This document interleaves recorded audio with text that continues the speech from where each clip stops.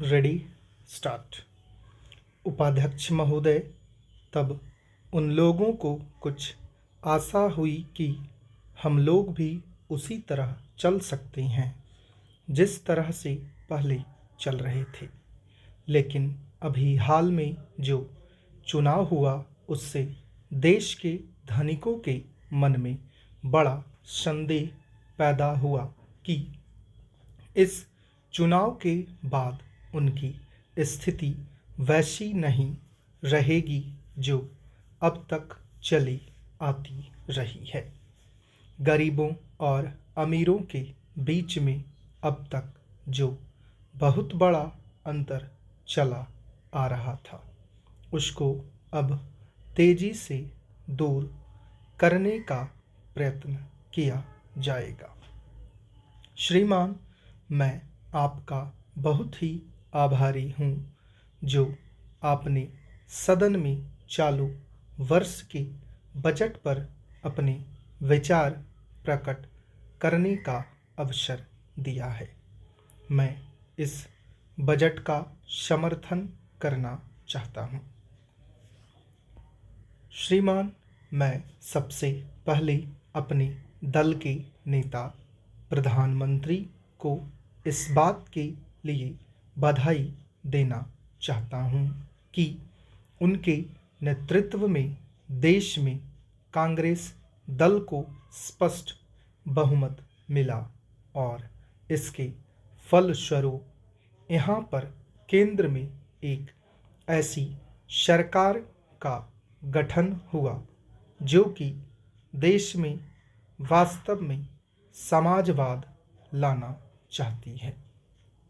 मैं वित्त मंत्री जी को इस बात के लिए बधाई देना चाहता हूं कि लोकसभा के मध्यावधि चुनाव में जनता द्वारा कांग्रेस दल को जो आदेश दिया गया था उन्हें स्मरण है और वह तन मन धन से उसका पालन करना चाहते हैं।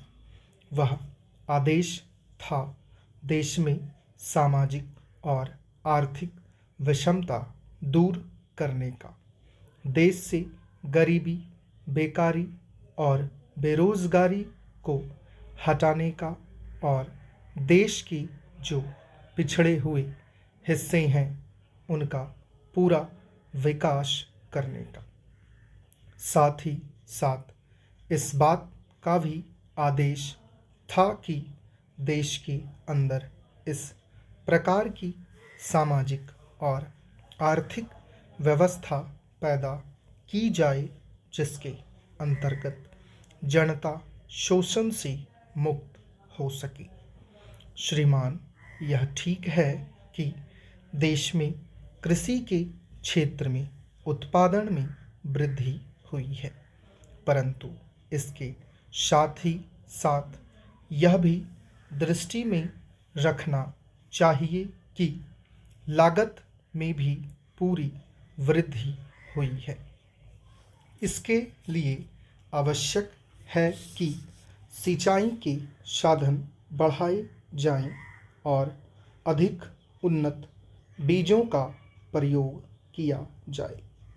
आज कृषकों को कृषि के यंत्र मिलने में बहुत कठिनाई हो रही है, जैसे छोटे छोटे ट्रैक्टरों का देश में बड़ा अभाव है।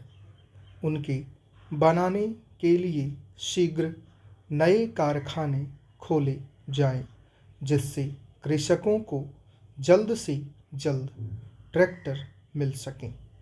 देश तभी प्रगति करेगा, हमारा ऐसा विश्वास है। स्टॉप।